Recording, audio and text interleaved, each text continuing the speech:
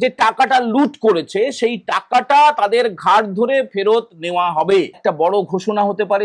एक और बढ़ती बेरोजगारी और पलायन का भय है, दूसरी ओर सुशासन, रोजगार और एक आत्मनिर्भर बंगाल का भरोसा है। साथियों, मैं आपको एक और बात कहूंगा। मतदान वाले दिन टीएमसी के गुंडे आपको जितना भी डराए, आपको कानून पर भरोसा रखना है। इस चुनाव में बंगाल से भय भागेगा, भाजपा की महाविजय से भरोसा जागेगा। बांग्ला থেকে ভয় পালাবে, মহাবিজয় থেকে শৌর্য জাগবে। और मैं आपको भरोसा देता हूं, इस बार चुनाव के बाद इनके पापों का पूरा हिसाब किया जाएगा।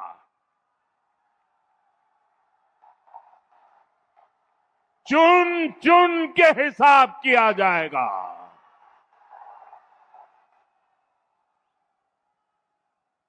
4 मई के बाद कानून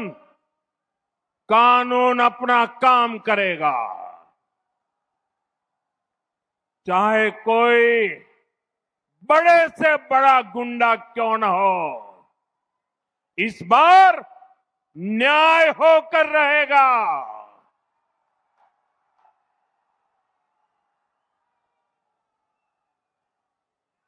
एक बात मैं आपको और बता दूं, ये इतने वर्षों से बंगाल की जनता का पैसा लूटा गया है। हर भ्रष्टाचारी को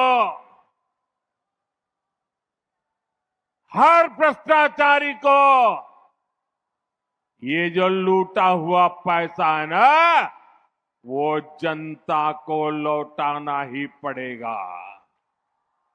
জয় হিন্দ বন্ধুরা, আমি দীপঙ্কর মন্ডল, আপনারা দেখছেন নবান্ন নিমন্ত্রণ। আপনাদের সবাইকে স্বাগত। কলকাতার ঐতিহাসিক ব্রিগেড প্যারেড গ্রাউন্ডে গত 14ই মার্চ প্রধানমন্ত্রী নরেন্দ্র মোদী তিনি যে ঐতিহাসিক জনসভায় বক্তৃতা দিয়েছিলেন, তারপরে ভোট ঘোষণা হয়েছিল তার পরের দিন, এবং তিনি ভোট ঘোষণা হওয়ার পরে এই প্রথম পশ্চিমবঙ্গে পা দিলেন কোচবিহারের রাসলীলার মাঠে। তিনি আগেও এসেছেন এবং ভোট ঘোষণার পরে এই প্রথম 26-এর ভোট ঘোষণার পরে আজকে খানিকক্ষণ আগে প্রধানমন্ত্রী নরেন্দ্র মোদী তিনি বক্তৃতা দিয়ে গেলেন। সেখানে তিনি মূল যে কথাটা বললেন সেটা হচ্ছে যে লুঠের টাকা, মানে রাজ্যের শাসক দল তৃণমূল কংগ্রেস যত টাকা, যত কোটি টাকা বা যত 100 কোটি টাকা, যত হাজার কোটি টাকা লুট করেছে, মানে আমার থেকে, আপনার থেকে, আপনার পরিবারের থেকে, আপনার বন্ধুদের থেকে, আপনার স্বজনদের থেকে, আপনার আত্মীয়দের থেকে যে টাকাটা লুট করেছে সেই টাকাটা তাদের ঘাড় ধরে ফেরত নেওয়া হবে। এইটা হচ্ছে মূল কথা।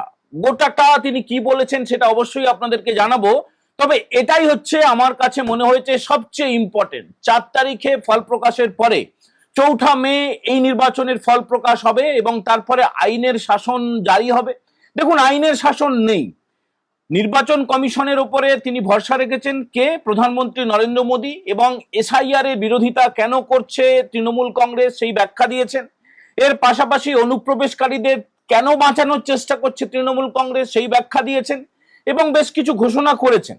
দেখুন, শুরুতেই আমাদের যেটা মাথায় রাখতে হবে, এবারে কিন্তু ভোটের আগে যে প্রথম জনসভাটা প্রধানমন্ত্রী করলেন সেখানে একবারও পিসি ভাইপো মানে মমতা ব্যানার্জি, অভিষেক ব্যানার্জির নামটা উচ্চারণও করেননি প্রধানমন্ত্রী। ভালো করে, এটা কিন্তু বড় পয়েন্ট।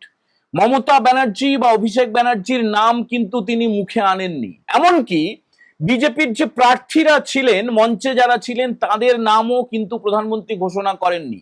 তাহলে দুটো ইঙ্গিত পরিষ্কার হয়ে গেল যে এবারে কোনো প্রার্থী নয়, প্রতীকে ভোট হবে। মানে বিজেপি যেটা চাইছে যে তাদের আদর্শ, সেই আদর্শের ভিত্তিতে ভোট হবে। তাদের যে প্রতীক, সেই প্রতীকে ভোট দেবেন সাধারণ মানুষ, বাংলার মানুষ। ভয় থেকে মুক্তি পাওয়ার জন্য, বিজেপির ওপরে ভরসা করার জন্য তারা এই ভোটটা দেবেন। নাম্বার 2 হচ্ছে, কোনো ব্যক্তিকে স্পেসিফিক্যালি পাত্তা দেওয়ার কোনো দরকার নেই, কোনো দরকার নেই। এই যে মুর্শিদাবাদে বা বিভিন্ন জায়গায় কিছুক্ষণ আগে মগরাহাটে একজন তৃণমূলের একদম পেটি মস্তান, ছেদো মস্তান, পাড়ার রগবাজ আর কি, যেভাবে চমকাচ্ছে ধমকাচ্ছে, এটা কিন্তু একটা বিচ্ছিন্ন ঘটনা নয়, এটা পাড়ায় পাড়ায় হতে থাকবে। এগুলোকে খুব একটা পাত্তা দেওয়ার দরকার নেই। ভোট দেবেন, ভোট দেওয়ার পরে মোবাইলে ছবি তুলবে। আরে মোবাইলটাই তো নিয়ে ঢুকতে পারবে না। নির্বাচন কমিশন এবার যেটা ঠিক করেছে, মোবাইলের জন্য লকার রেডি করা থাকবে বুথে। লকারের মধ্যে আপনি মোবাইল রেখে তাহলেই আপনি বুথের মধ্যে প্রবেশ করতে পারবেন। আর এইসব পেটি মস্তান, ছেদো মস্তান, লালচুল, কানেদুল, তারা বিভিন্ন রকমের থ্রেট দিচ্ছে, এগুলোকে পাত্তা দেওয়ার কোনো দরকার নেই। প্রধানমন্ত্রী নরেন্দ্র মোদী আজকে কি বলে গেলেন, এটা ভালো করে শুনুন।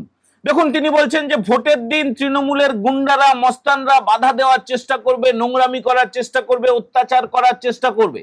সেগুলোকে পাত্তা দেওয়ার দরকার নেই। পর্যাপ্ত নিরাপত্তা রক্ষী মোতায়েন করা হয়ে গেছে, আরো নিরাপত্তা রক্ষীরা আসবে, আধা সেনা মোতায়েন করা হবে। এবারের নির্বাচন কিন্তু অন্য রকমের নির্বাচন, ভয় পাওয়ার কোনো দরকার নেই।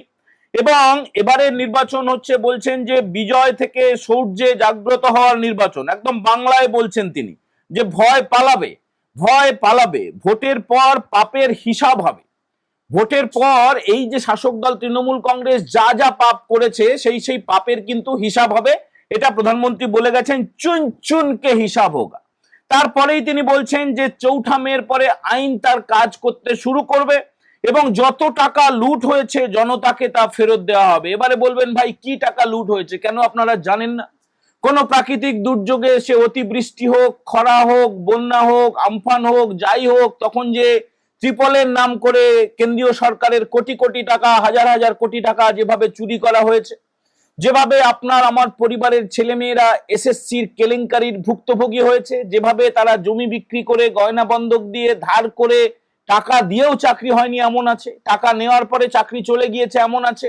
26,000 শিক্ষক শিক্ষাকর্মীর চাকরি চলে গেছে। শুধু কি সেই 26,000, লক্ষ লক্ষ বেকার যুবক যুবতী সমস্ত নিয়োগে, সেটা পুরো নিয়োগ হোক, পিএসসি হোক, ডব্লিউবিসিএস হোক, যে কোনো সরকারি পরীক্ষায়, যে কোনো সরকারি পরীক্ষায়, এমনকি সিভিক টিচার, সিভিক ভলেন্টিয়ার মানে পুলিশের, সেগুলো হওয়ার জন্য ঘুষ দিতে হয়েছে। যে কোনো সরকারি প্রকল্প নেওয়ার জন্য ঘুষ দিতে হয়েছে। মানুষের জন্মের, যে কোনো শিশুর জন্মের শংসাপত্র আনতে যাবে, তার জন্য টাকা ঘুষ দিতে হয়েছে। আপনার পরিবারে বাবা মায়ের মৃত্যু হয়েছে, সেই শংসাপত্র আনার জন্য, ডেথ সার্টিফিকেট আনার জন্য আপনাদেরকে ঘুষ দিতে হয়েছে। ঘুষটা না দিলে এই সরকারের আমলে কোনো একটা কাজ হয় না। আপনার বাড়ির প্রাচীরে আপনি প্লাস্টার করবেন, সেখানেও আপনাকে ঘুষ না দিলে কাউন্সিলর আপনাকে অনুমতিপত্র দেবে না, পুলিশ আপনাকে ছাড়পত্র দেবে না। সমস্ত জায়গায় আপনাকে টাকা দিতে হয়েছে। এই যে লুঠের টাকা, আচ্ছা আপনাদের মনে নেই, বড় সবচেয়ে যেটা পয়েন্ট, এই সরকার ক্ষমতায় আসার আগে থেকে যে চিট ফান্ডের রমরমা চলছিল, এবং এই দলেরই নেতারা তারা প্রকাশ্যে বলে বেরিয়েছিল, বিচারকের সামনে বলেছিল যে এই সরকারের যিনি মাথা, যিনি তৃণমূল নেত্রী, তিনি সরাসরি চিট ফান্ডের সঙ্গে জড়িত, সবচেয়ে বড় সুবিধাভোগী। সেই যে টাকাগুলো তোলা হয়েছিল গরিব মানুষের থেকে, কৃষকের থেকে, রিক্সাওয়ালার থেকে, চা বাগানের শ্রমিকের থেকে, যুবকের থেকে, ছাত্রদের থেকে, শিক্ষকদের থেকে, সবার কাছ থেকে লোভ দেখিয়ে, টোপ দেখিয়ে যে কোটি কোটি টাকা তোলা হয়েছিল, সেই টাকাটা ফেরত পেয়েছেন? শ্যামল সেন কমিশন হয়েছিল, দিস্তা দিস্তা কাগজের রিপোর্ট তৈরি হয়েছিল, রিপোর্টটা কোথায়? কোন কমিশনের কোন রিপোর্ট আজ অব্দি নবান্ন থেকে প্রকাশ করা হয়নি। সেই টাকাটা কোথায় গেল? সেই টাকাটা কলার ধরে লুঠের টাকাটা উদ্ধার করা হবে, এ কথা বলে গিয়েছেন দেশের প্রধানমন্ত্রী নরেন্দ্র দামোদর দাস মোদী। কোচবিহারে প্রথম জনসভায়, ভোটের আগে প্রথম জনসভায় তিনি খানিকক্ষণ আগে এই কথাটাই বলে দিয়েছেন যে তৃণমূল গণতন্ত্রকে রক্তাক্ত করেছে, নির্মম সরকার এই গণতন্ত্রকে প্রহসনে রূপান্তরিত করেছে। মালদার মোথাবাড়ি কাণ্ড তার মুখে উঠে এসেছে। যেখানে বিচারকরা সুরক্ষিত নন, সেখানে সাধারণ মানুষ কি করে সুরক্ষিত থাকবেন সেটা তিনি বলেছেন। দেশের সর্বোচ্চ আদালতকে দখল দিতে হয়েছে, এটা উঠে এসেছে প্রধানমন্ত্রীর মুখে। তৃণমূল আইন শৃঙ্খলার চিতা জ্বালিয়ে দিয়েছে, একদম পরিষ্কার করে বলেছেন যে এই মহা জঙ্গল রাজ থেকে উদ্ধার পেতে হলে একমাত্র ভয়কে জয় করতে হলে ভরসা করতে হবে বিজেপিতে, এটা তিনি বারবার উল্লেখ করেছেন। দেশের যে 3 কোটি বোন লাখপতি, মানে এই যে কথায় কথায় তৃণমূল বলে না যে আমরা অমুক ভান্ডার তুমুক প্রকল্প আমরা যদি না আসি বন্ধ করে দেবে, গোটা দেশে বিভিন্ন রকমের প্রকল্প চলছে, অনেক বেশি আর্থিকভাবে সাহায্য পাচ্ছেন মা বোনেরা, যুবক যুবতীরা। শিল্প নেই, সেই শিল্প আনার ব্যাপারে কথা বলেছেন। 16, 17, 18 এপ্রিল সংসদে আলোচনা হবে মহিলা সংরক্ষণ বিল নিয়ে।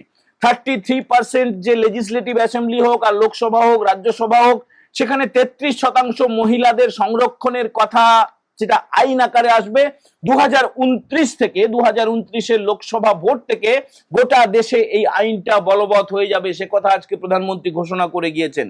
এবং কংগ্রেস লেফট টিএমসির সময় যে গ্রহণটা লেগেছিল, গ্রহণ মানে কি, যে এই যে চন্দ্রগ্রহণ হয়, সূর্যগ্রহণ হয়, অর্থাৎ গ্রহণ মানে একটা কালো ছায়ায় ঢেকে যাওয়া, এই গ্রহণ চলছিল, সেই গ্রহণটাকে কাটানোর কথা বলেছেন প্রধানমন্ত্রী নরেন্দ্র মোদী। এবং ভোট এলেই তৃণমূল যে মিথ্যা প্রতিশ্রুতিগুলো দিয়ে থাকে, উত্তরবঙ্গের যে বঞ্চনা, উত্তরকন্যা নামে যে সচিবালয়টা তৈরি করা হলো, সেখান থেকে আদৌ কোনো টাকা পয়সা খরচা করা হয় না, কৃষক, চা বাগান, তাদের যে কি দুরবস্থা সেগুলো বলা হয়েছে, ডেমোগ্রাফি বদলের কথা, জনবিন্যাস বদলের কথা প্রধানমন্ত্রী নরেন্দ্র মোদীর মুখে বারবার উঠে এসছে। পৃথিবীর বড় বড় দেশগুলো অনুপ্রবেশকারীদের, যারা অবৈধভাবে অনুপ্রবেশ করছে তাদেরকে তাড়িয়ে দিচ্ছে, কিন্তু ভারত সরকার যখন সেই কাজ করছে, এ রাজ্যের শাসক দল তৃণমূল কংগ্রেস তার বিরোধিতা করছে, এসআইআর এর বিরোধিতা করছে শুধুমাত্র ওই ভুয়া ভোটারদেরকে নাগরিকত্ব দেওয়ার জন্য। অথচ ভারত সরকার, কেন্দ্রীয় সরকার যখন সিটিজেনশিপ অ্যামেন্ডমেন্ট অ্যাক্ট চালু করে, সেটার বিরোধিতা করে এই তৃণমূল কংগ্রেস। তুষ্টিকরণের রাজনীতি কোন জায়গায় গিয়ে পৌঁছেছে।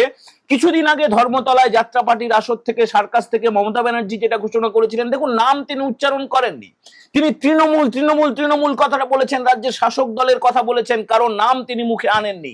বিদায়ী মুখ্যমন্ত্রী, কেয়ারটেকার মুখ্যমন্ত্রীর কথা আনেননি, কিন্তু সেটা তিনি বুঝিয়ে দিয়েছেন যে যত বড় ফেরেববাজি হোক, যে যত বড় বদমাশি হোক, যে যত বড় দুষ্কৃতি হোক না কেন, যে যত বড় মাতব্বরি হোক না কেন, তাদেরকে কিন্তু আইনের কবজায় এনে সবাইকে ভেতরে ঢোকানো হবে, এইটা হচ্ছে হিসাব হবে।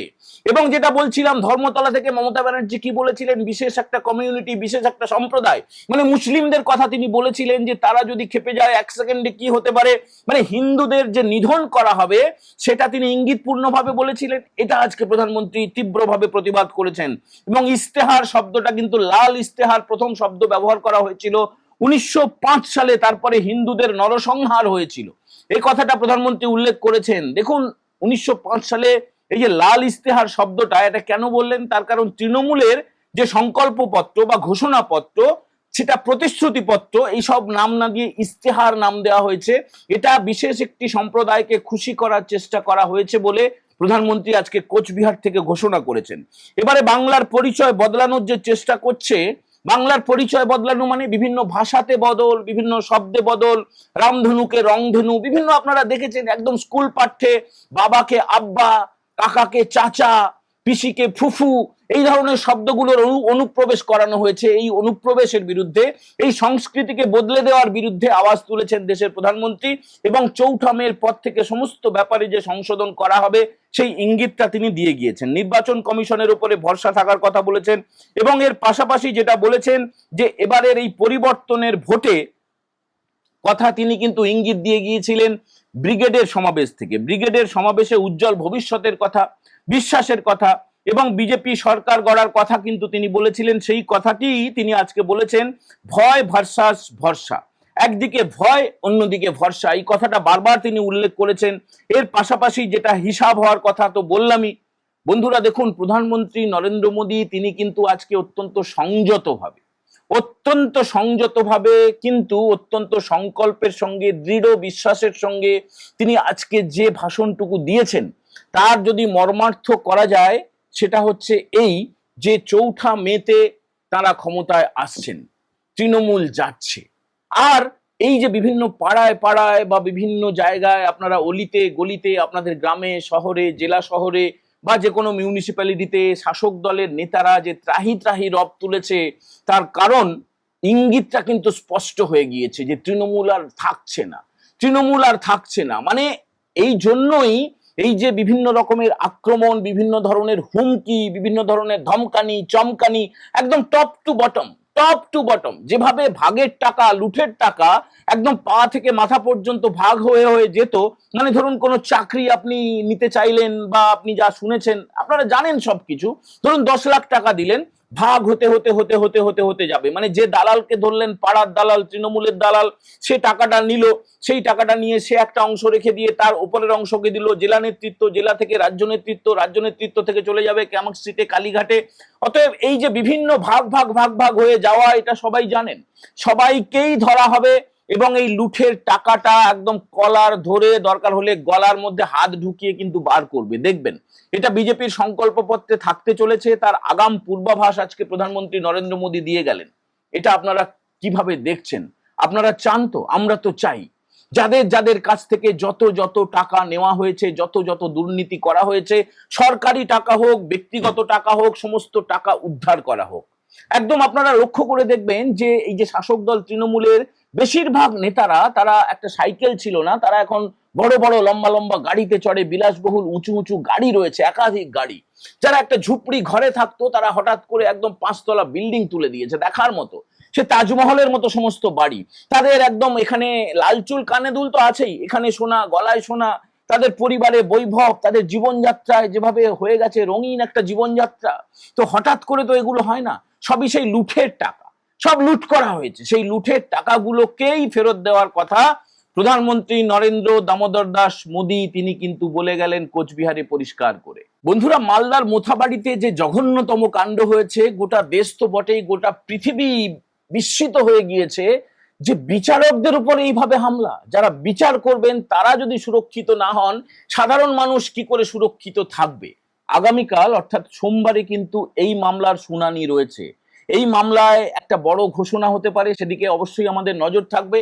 এবং তার আগে অবশ্যই আমাদের দেখা হবে অন্য একটা আরো গুরুতর বিষয় নিয়ে।